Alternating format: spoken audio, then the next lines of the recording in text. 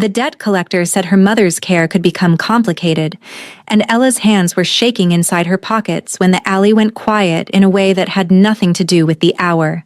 5 black SUVs, one immaculate man in a black suit, walking past 3 stunned loan sharks without breaking stride.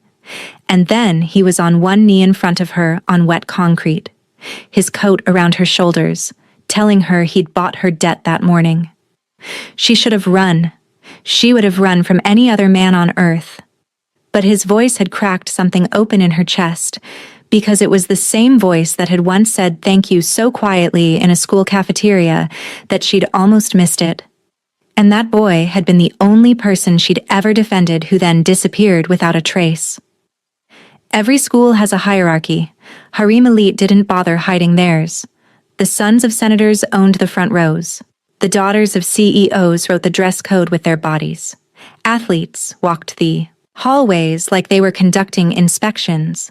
And at the very bottom of all of it, beneath the noise, the performance, the daily currency of cruelty that institutions like this run on, there was Choi In-soo. He had a system. Arrive at 7:43. 11 minutes before the first bell, when the hallways were still mostly empty, and the probability of being seen was statistically lower. Corner seat, 3rd floor cafeteria. Bag positioned against the chair leg as a buffer. Eat fast. Head down through every hallway. Home by 4:17. It wasn't a life, but it was a system. And systems kept you functional when everything else was trying to break you. He was 16. His uniform had been bought one size too small because there was no budget for another. The buttons strained. The collar wouldn't sit right no matter how many times he adjusted it. His glasses had snapped at the left bridge 3 months ago and been repaired with a strip of tape because new frames weren't in the budget either. He was not invisible. Invisible would have been mercy. He was visible. Specifically, deliberately visible, as the thing that made everyone else feel larger by comparison. His name was In-soo. At Harem Elite, they called him other things. He had a secret that the system was built to protect. At the bottom of his bag, underneath the textbooks, wrapped in a plastic sleeve so the pages wouldn't wrinkle, a cheap spiral-bound sketchbook. Inside it, In-soo drew cities. Not the soul outside Harem's windows, the gray, hierarchical, transactional soul that had already decided what he was worth before he arrived. He drew cities that didn't exist yet. Elevated rail systems with soft lighting designed for people who worked night shifts. Community libraries open at midnight for insomniacs and students with no quiet at home. Schools built around what students loved rather than what they could be ranked by. He drew them with technical precision, measurements, load calculations, sight lines, material notes in the margins, taught himself the architectural notation from a secondhand textbook he'd found for 2001 at a used bookstore in Mapo. Nobody at Harem knew about the sketchbook. That was the point. He thought he had kept it safe. He was wrong. It was a Wednesday. In-soo had been 5 minutes late. A teacher had held him back. And Junho's group had arrived at the corner first. Kang Junho, son of a property developer. Student council vice president. The kind of boy who had never once questioned whether he belonged in a room, because every room he'd ever entered had reorganized itself around him by the time he finished walking through the door. He had already picked up the sketchbook. It had slid from In-soo's half-open bag at the cafeteria entrance, and was holding it open to the middle by the time In-soo processed what was happening. The cafeteria arranged itself the way it always did when Junho had material. Chairs angled. Conversations died. The specific collective attention of people who wanted entertainment without responsibility.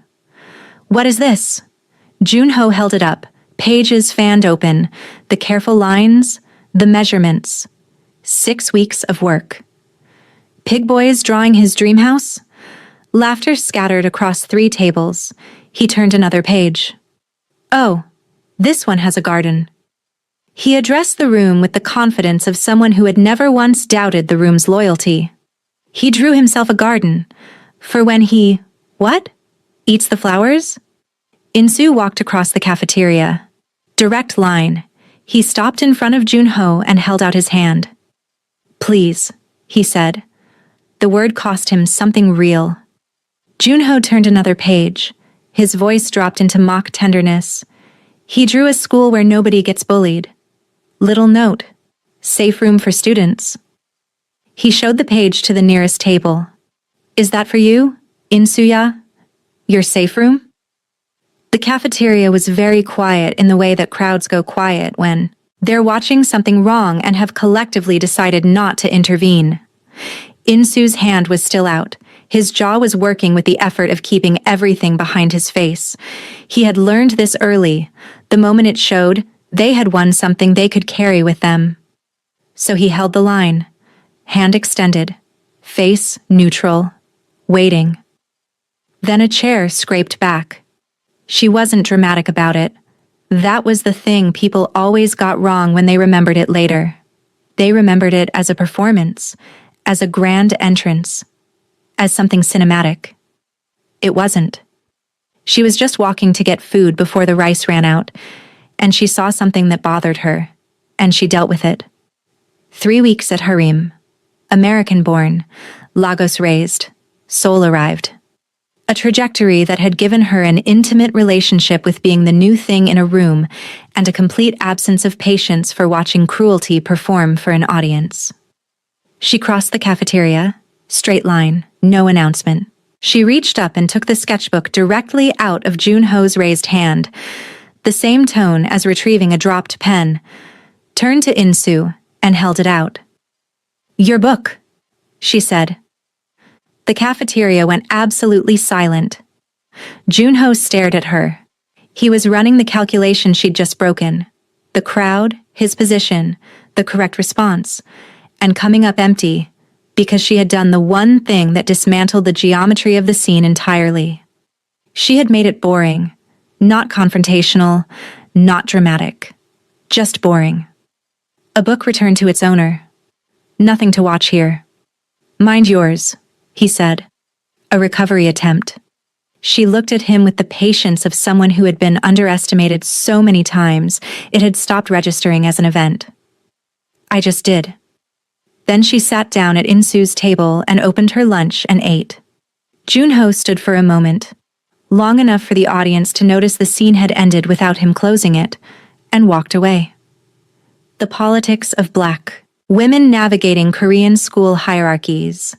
A future video exploring how Ella's outsider status became her greatest weapon in a system she refused to learn to fear. Insu held the sketchbook under the table with both hands, closed, pages undamaged. He stared at the girl eating her lunch with the focused calm of someone who had already moved on. "You didn't have to do that," he said. "I know. He's going to say things about you now." He was already going to. She picked up her chopsticks. "That's not a reason." He looked at the table. Something in his chest was doing something he had no vocabulary for yet. "Why?" She didn't look at him when she answered. She said it to the air, not as a performance. "Because someone drew a school with a safe room," she said quietly. "And that person deserves to keep their drawings." Insu said nothing, but for the first time in 7 months at Harim Elite, he ate his lunch without counting the minutes until it was over. She came back the next day. This was the thing Insu had not accounted for. Most people who performed a kindness in public were doing it for the public. The kindness existed in the moment, dissolved when the audience dispersed. He had cataloged this enough times to treat it as law. Ella came back the next day and the day after. Not with the energy of someone maintaining a charity project. She came back the way you return to something because you want to. She talked about Lagos, a teacher who had made her read a novel in 3 days and how she had loved the pressure of it. The specific debate about whether Korean tteokbokki or jollof rice delivered more emotional satisfaction, a question she took with complete seriousness. Sometimes she sat in comfortable silence while he sketched and she read. She never asked to see the sketchbook. He showed it to her on the 4th day. She had said something about a bridge near Myeongdong and he just pushed it across the table without deciding to. She looked at it for a long time, traced a line with her finger, not touching the page. "This notation. You taught yourself this?" He nodded. She looked up at him directly. "Insu? This is extraordinary." He had received compliments before, teachers, exam scores, and they had always passed through him without leaving a mark, because they came from people who saw the output, not the person producing it. Ella said it looking at him, like the extraordinary thing was not the calculation, but the person who had made it quietly in a corner for no audience at all. His face went warm. He looked at the table. "It's just drawings." "Sure," she said, and her tone made clear she didn't believe him at all. He didn't tell her she was the first person who had ever made him feel like his presence in a room was not an imposition. He didn't tell her that the city in the sketchbook had, over several weeks, grown a detail. A cafe near the elevated rail station where two people ate lunch, without performing for anyone. He didn't tell her any of this. He thought he had time. He was catastrophically wrong. It was a Thursday. Ella had stayed late at the library. Insu was walking home alone, 2 blocks from the bus stop, when the black car pulled up beside him. He didn't run. It happened too fast for running. The door opened from inside. 1 man stepped out, then 2 more from the car behind. Insu's bag was on the ground and his arm was held before his mind had finished registering the threat. The man who stepped from the front car last was older, late 50s, silver-haired, posture like something forged rather than grown. He studied Insu the way you examine something you've been waiting to collect. "You look like your father," the man said. Not warmly. "My name is Choi Byung-man," he said. "I am your grandfather. You are coming with me." Insu said no. This turned out to be the kind of answer that gets noted and dealt with once you are already in the car. The last thing he saw over the shoulder of the man holding his arm was the bus stop 2 blocks back. Empty. The city continuing its evening without him. He thought, "She'll think I didn't come back because I didn't want to." He thought, "I need to get a message to her." He never got a message to her. The car drove north for 4 hours. And then he was somewhere else entirely. And for a very long time, he was inside something that didn't have space for messages. Ella waited 40 minutes. She told herself traffic. She told herself a different route. She told herself half a dozen things that were more bearable than the one thing she couldn't say yet, and when none of them resolved into him arriving, she went home. He wasn't at school the next day, or the day after. By the end of the week, she had gone to the administrative office twice and received the same non-answer both times. Enrollment withdrawn, no forwarding information, family matter. The homeroom teacher delivered this, with the neutrality of someone who had been instructed not to discuss it. She sat in the corner seat at lunch and looked at the empty chair across from her. She had learned not to cry where people could see. She had learned that from him. So she went home and cried there instead. Quietly, the way you cry when you don't entirely know what you're mourning, whether it's the person or the version of yourself that had existed alongside them. She carried that year with her, the way you carry something you can't put down and can't examine in full light. You just keep walking with the weight of it until you tell yourself you've stopped noticing it. She stopped noticing it. Or she told herself that too. 3 months earlier, she had walked into a cafeteria and sat down next to a boy the world had decided was worthless. She had watched him start walking upright. She had watched him start talking. She had watched him become, incrementally, someone who believed he was allowed to take up space. And then one Thursday, without a word, without a note, without the goodbye she hadn't known she needed until it wasn't there, he was gone. The girl who had sat down was still there. But something in her had learned quietly not to do that again. 10 years is a long time to get tired. Ella was 27. Early shift at a cafe in Mapogu. Mid-shift at a convenience store in Uido. 3 evenings a week doing inventory for a wholesale distributor whose manager paid cash and asked nothing she wanted to answer. Average 5 hours of sleep. 70% of every paycheck to her mother's medical account. The remaining 30% split between a studio apartment she shared with a woman named Soo Yan, who worked nights, meaning they had never once been awake in the same room, and food that was fast and cheap and nothing else. Her mother had gotten sick 3 years ago. The diagnosis had arrived at the precise moment her savings had finally reached a number. That meant something. Right when the math had started to look survivable, the savings became medical bills. The bills became loans. The loans became more loans to service the first loans. Then the interest. Then the men who collected the interest. She had not asked anyone for help. This wasn't stubbornness. It was the kind of self-sufficiency that forms in a person who has been in enough situations where help either wasn't coming or came with a cost worse than the original problem. She had built her independence the same way Soo had built his system, not as a virtue, as armor. And like all armor, it had kept her upright while it quietly exhausted her down to nothing. The Thursday it broke was an ordinary Thursday.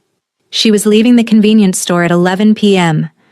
She took the alley that cut 3 minutes off the walk to the metro, because after a double shift, 3 minutes was worth the shortcut.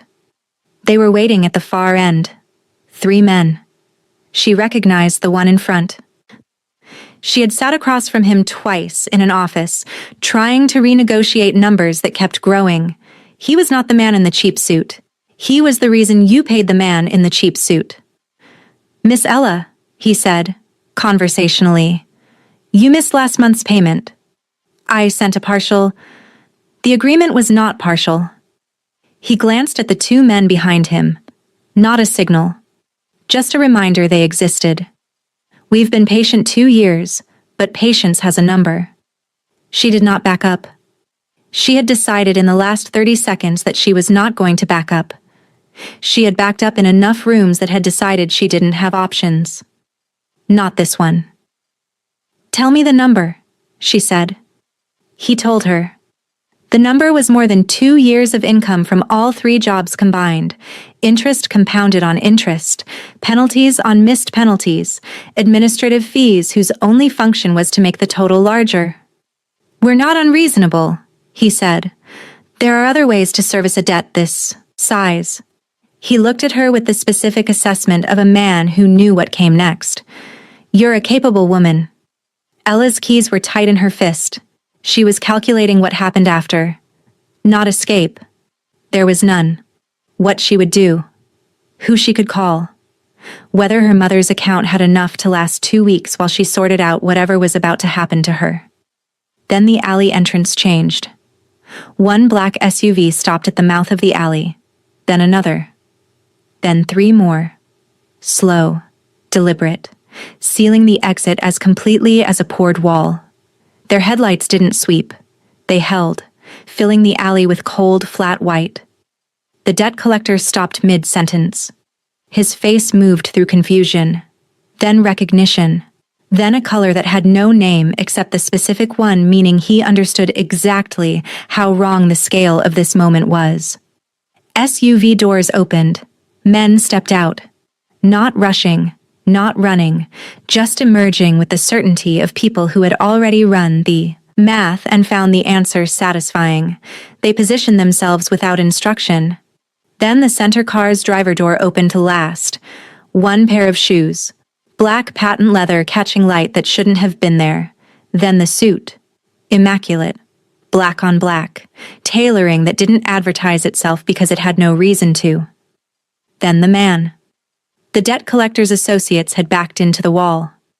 The man in the black suit walked past all of them, past the collector, past his men, past the entire geometry of threat that had been built around Ella. He walked through it the way you walk past furniture towards something that matters. He stopped in front of her. He went down to 1 knee on wet concrete, without hesitation, without adjusting his trousers. Without any indication the material cost of the gesture had entered his consideration. He looked up at her, and his eyes carried something that had been inside them for a very long time. He took off his coat, placed it across her shoulders with both hands. The warmth hit her chest before she was ready for it.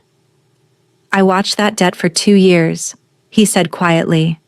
Every job, every payment, every night you didn't sleep. A pause. I bought it this morning. You don't owe them anymore. Ella's voice had somewhere stopped cooperating. You owe it to me now. He rose. His eyes settled on her face with the complete, undivided attention of a man who had oriented his entire world around one fixed point and was now standing in front of it. I told you I would come back. Behind him, the debt collector was already walking away. His associates were walking faster. The SUVs held until the alley was clear, then idled, patient. Ella looked at the jawline that hadn't existed in the boy she'd known, the posture that had replaced the permanent apology she remembered, the eyes that were cold to everything in the world except the specific direction of her face, where they became something dense and old and almost unbearable in its directness. Her throat closed. Insu? She said. The muscle in his jaw moved once. He stepped aside and gestured toward the nearest SUV. The city hummed around them. Indifferent, enormous, going about its night. She stood in his cashmere coat in a filthy soul alley, looking at the ghost of the boy she had sat beside in a cafeteria corner a decade ago. Now a man who had arrived in a fleet of black cars to kneel on wet concrete for her. And she had approximately 9,000 questions, none of which her mouth could form. She walked toward the car. Not because she trusted this version of him. Not yet. But the boy inside the man, the one with the sketchbook of impossible cities, the one who had said, I'll see you tomorrow like he meant it. That boy she had trusted completely. She was choosing, for this cold Thursday, at the end of everything she had tried alone, to trust the memory. She got in.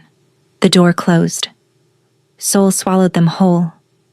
The penthouse was the entire top floor of a building in Gangnam that appeared in no real estate listings. The lobby had no directory. The elevator required a key card, a biometric scan, and the permission of the man who lived at the top. It opened into a space Ella spent her first 20 minutes trying to find the edges of. Floor-to-ceiling glass on 3 sides, sole below like a circuit board lit from underneath. Furniture sparse and exact.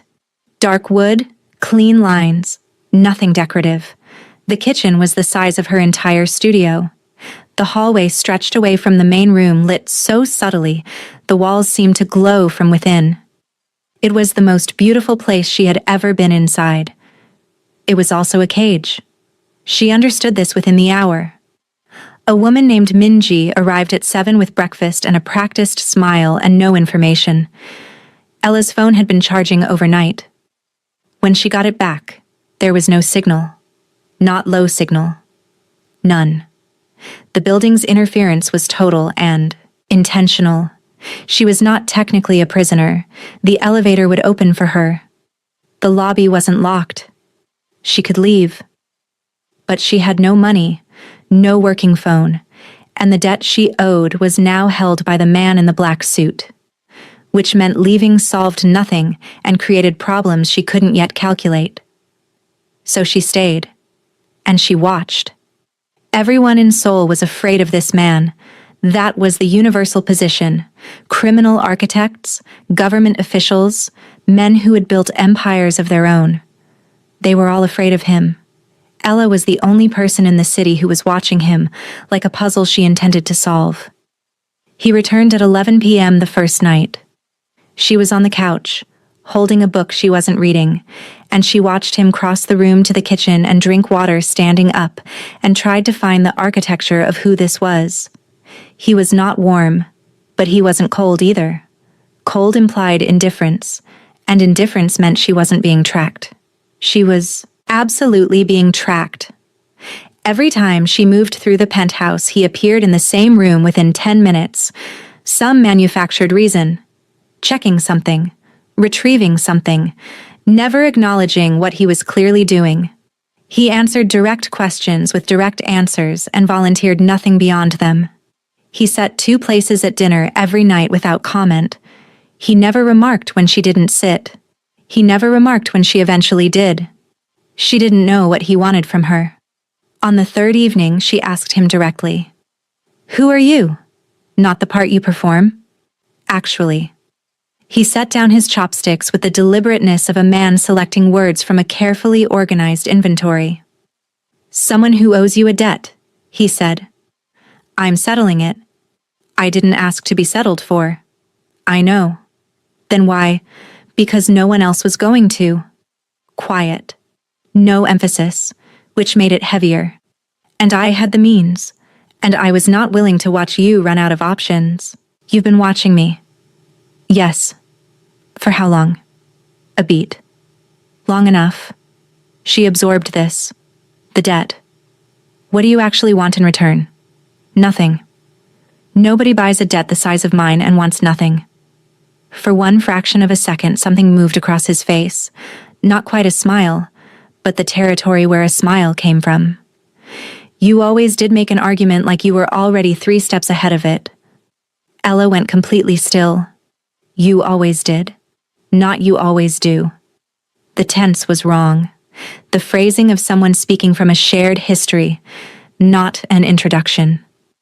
She looked at the jaw, the shoulders, the controlled face of a man who had built himself into something impenetrable. She looked for 17 years ago. She couldn't find it. Not yet. She found the study on the 5th day. East hallway. Door she had assumed was storage. She tried the handle on a Tuesday afternoon and it opened. Dark wood, clean surfaces, a desk with nothing on it, bookshelves with books that had been read rather than displayed, spines worn, corners folded, none arranged decoratively, a single north-facing window, and along the east wall, mounted at eye level and lit from above by a single recessed light that served absolutely no other function in the room, a glass display case, thick glass, the kind that suggested the contents were protected from something more serious than dust. Inside it, on a mount of dark fabric, was a pair of eyeglasses, cheap frames, pharmacy counter variety, one lens slightly scratched, and across the left bridge, holding the frame together where it had broken and never been properly replaced, a strip of tape, slightly yellowed, still adhered, still doing the job it had been assigned a decade ago by a boy who couldn't afford a replacement. Ella's hand came up and rested on the glass before she decided to move it. The tape. She had seen that tape every day for a school year. She had watched him straighten the glasses on his face with one automatic finger, a habit so ingrained he didn't know he was doing it. She had seen that tape the morning Junho held the sketchbook over his head, and Insu had stood there with his hand out and asked please with the last of his dignity. She had seen those glasses the last morning she'd seen him. When he had said, "I'll see you tomorrow," and she had said obviously the way you say something you believe completely. She had never seen him again. Until the alley. The case was spotless on the outside, cleaned regularly, carefully. The tape on the bridge had been preserved, not restored, preserved, exactly as it was. For 10 years, in a locked case lit by a dedicated light, in the private room of the most feared man in Seoul. She heard the elevator open at the far end of the penthouse. She heard his footsteps, measured, unhurried, and she did not move. She waited. He appeared in the doorway. He saw her. He saw where she was standing. He saw her hand, on the glass. Everything he had been carrying when he walked in, the day, the business, the controlled performance of a man who had stopped letting the world read him years ago, it came off his face. What was underneath was not soft. That boy was 10 years gone. What was underneath was more devastating than softness. It was the look of a man who had protected one thing across an entire decade of violence, who had organized every ruthless year around keeping that one thing intact, and who was now standing in a doorway watching that thing finally be seen. "Insu," she said. Not a question. He crossed the room, stopped on the other side of the glass. His eyes moved between her face and the glasses and back. "I looked for you," she said. "I went to the office twice. I waited at the bus stop 40 minutes. "I know." For 10 years I thought you just left. I know. 2 words carrying the weight of a much longer sentence. I couldn't get a message out. Not for the first 2 years. And by then, he stopped. I didn't know if finding you would put you in danger or take you out of it. So you watched instead. Until the debt. Until you bought the debt. She looked at him. You bought it so you'd be the one I owed. So no one else could use it against me. He said nothing, which was its own answer. What's the right word? She said. If managing is wrong. He looked at the case, at the glasses. Watching over, he said quietly. The way you watch over something you don't have the right to hold yet. She understood the glasses now, but there was something she still didn't know. The 10 years between the bus stop and the alley, what his grandfather had made him into, what it had cost him to remain human inside it. He said not tonight. She said okay. But the question was still alive in the room. The room was still. She recognized him now. Not the face, not the body, but the quality underneath it. The attentiveness. The way he held himself accountable for every word the moment it left his mouth. The way he looked at her like she was the fixed point in a world he navigated by. She had recognized it in the alley and refused to name it. She was done refusing. Okay, she said. Not tonight. He told her about the gala the way he told her most things, directly. No preamble. The syndicate held an annual summit, the city's underworld and overworld in the same room. Politicians, developers, corporate architects, men whose names appeared in newspapers for charitable donations, and men whose names were spoken carefully in specific rooms. They all came. This year, he wanted her there. Why? She said. He looked at her across the dinner table. Because I'm going to do something at this gala that I want you to witness. And because after it, I want everyone in that room to know who you are. She held his gaze. That sounds like a threat. To them, he said. It is. The morning of the gala, Minji arrived with a garment rack, and Ella stood in front of the bedroom mirror and felt the specific dislocation of watching yourself become something you hadn't known you were capable of being. The gown was silk, the color of deep emerald, structured at the shoulders, fluid below, made for a specific body, and now having found it. The diamonds at her throat were architectural rather than decorative, a collar of stones that caught light and distributed it back into the room in a way that made her the brightest thing in whatever space she entered. Her hair was up, precise, formal. She looked like someone who had made a decision. Insu came to the doorway.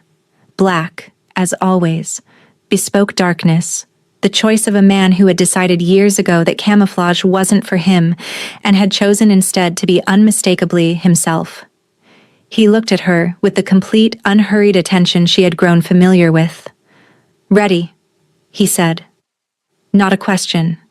She looked at herself one more time, at the woman who had worked 3 jobs and eaten fast food and not slept, and not asked for help, and not let anyone close enough to carry any part of it. Yes, she said. The hidden language of the Korean Syndicate Gala, how Seoul's criminal elite and political class have operated in the same rooms for decades, and what that world looks like from the inside. The building announced itself without effort. A converted cultural center lit from outside with the restraint of something that had nothing to prove. Black cars filled the drive. Men in suits and women in gowns moved through the entrance with the precise choreography of people who had long since mapped their position relative to everyone else in the room. Ella walked in beside Insu and felt the room rearrange. Not loudly. Conversations paused mid-sentence. Eyes moved toward him and recalibrated. The room's center of gravity shifted. He moved through it with the patience of a man who had organized this evening down to the minute.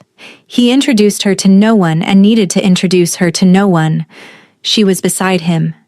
In this room, that was its own complete sentence. She was halfway through her first glass of wine when she saw the first face. She recognized him before she recognized why. A jaw, a posture, the specific way a man holds his head when he has spent his entire life being looked at upward. Kang Jun-ho, 47 now, broader across the middle, wearing a suit that cost as much as In-soo's and landed completely differently.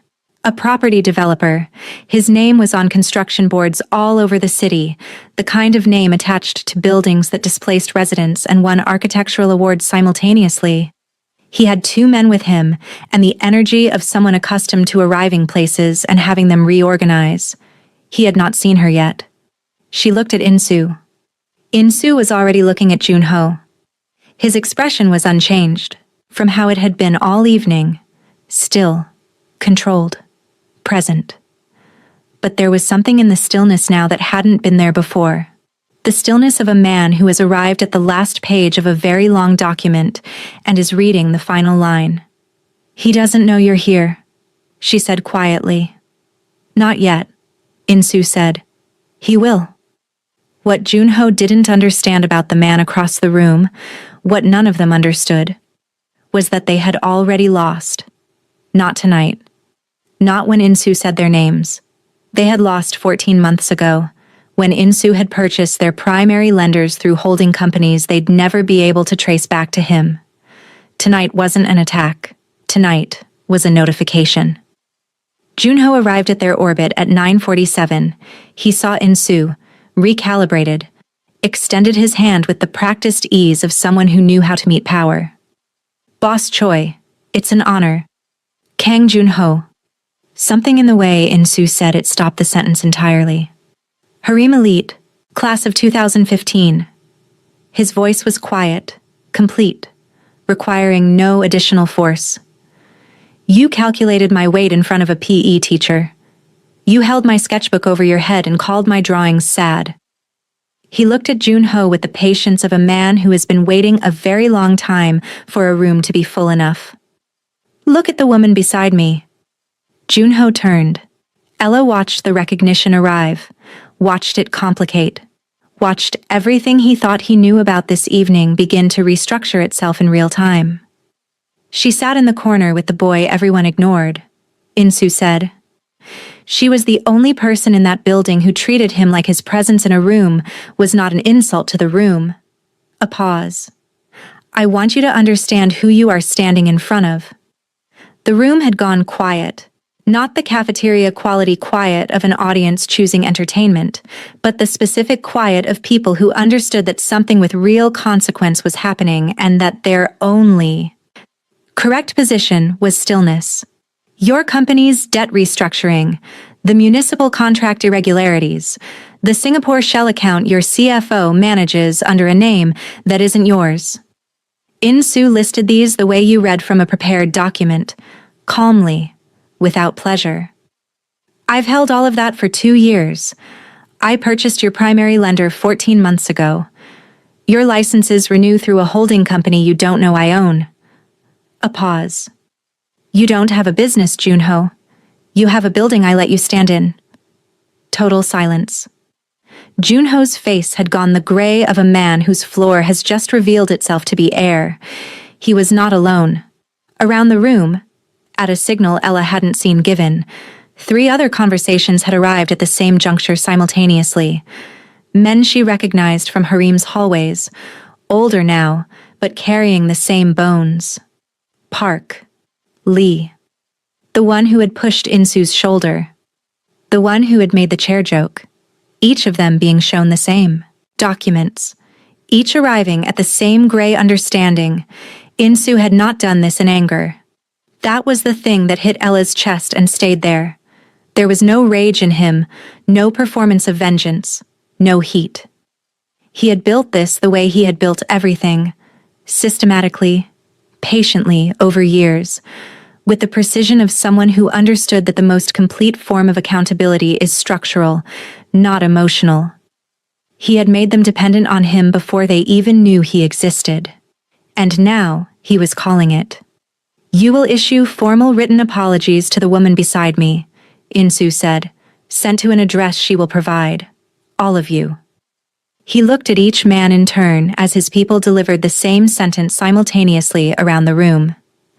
Then you will take whatever remains of your companies and leave, and you will spend the rest of your careers understanding that your continued operation depends entirely on her continued well-being. One of them, Park, said, with the desperate energy of someone attempting a foothold. You can't— I already did, Insu said. Tonight isn't the threat. Tonight is the notification. The room processed this. Junho looked at his shoes. Then, slowly, with the specific quality of a man whose body has finally received the message his mind had been refusing, he bent forward. Not a bow of respect. Something lower. Something more complete. The others followed. Ella stood in emerald silk and syndicate diamonds and watched the men who had aimed the world's smallness at a quiet boy with tape-repaired glasses fold themselves toward the floor of the room they no longer owned. She did not feel triumphant. She felt something quieter and more lasting, the specific gravity of a correction that had been a decade overdue, finally arriving. Then Insu turned to face her. The room was watching. Every person still standing in it. Politicians, criminal architects, the men and women who ran Seoul from angles that appeared in no official record, all of them watching. She understood this. Insu looked at her for one long moment. His face carried everything it always carried. The controlled stillness, the decade of it, the cost of it. And underneath that, visible now in a way it hadn't been in the alley, the thing that had survived every year of whatever his grandfather had made him endure. The thing that had looked like relief when he'd placed his coat on her shoulders on a wet concrete floor at 2 a.m. He went down to one knee, not as he had in the alley, not the private gesture of a man returning something owed in the dark. This was in front of every person in the room, at the center of the underworld's annual gathering, in a space where power was the only language spoken. He was the most powerful person in it. And he was kneeling. I built everything I have, he said, not loudly, but the room was completely silent and his voice carried without effort. So that no one could ever again stand between you and safety. Every company, every alliance, every year. He looked up at her. Not to own you. To make the world small enough that nothing in it could threaten you without answering to me. Ella looked down at him. She thought about the corner table. A sketchbook of cities pushed across a cafeteria surface by a boy who had never shown anyone what he drew. 40 minutes at a bus stop. 2 years of 3 jobs and not asking for help. A glass case in a private study, lit by a dedicated light, holding a pair of glasses repaired with tape and preserved for 10 years. About what it meant to be someone's fixed point for a decade without ever knowing it. Stand up, Insu, she said quietly. He rose. She stepped forward. 1 step, closing the distance she had been maintaining since the alley, and placed her hand against the side of his face. Not softly, not dramatically. Just her hand against his jaw, grounding both of them in the same moment, the same room, the same decade finally, fully arrived at.